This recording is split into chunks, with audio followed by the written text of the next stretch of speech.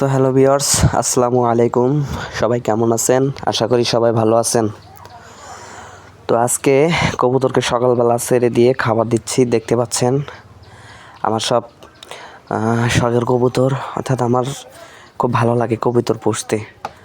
তো সেই ক্ষেত্রে সকালবেলা উঠে কবুতরকে খাবার দিলাম গম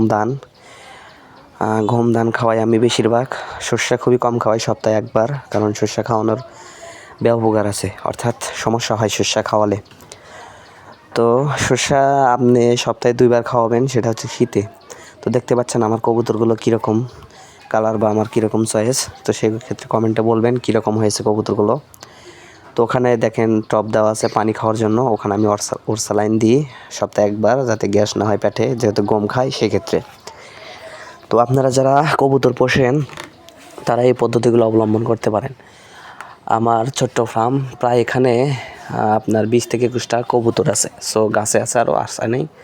তো আপনাদেরকে একসময় আমার ফুল যতগুলো কবুতর আছে সবগুলোই দেখানোর চেষ্টা করব। তো আমার এই ভিডিওগুলো যারা দেখেন বা যারা ভালোবাসেন, সো তারা সাবস্ক্রাইব করবেন এবং আরও নতুন নতুন ভিডিও পেতে পাশে থাকবেন।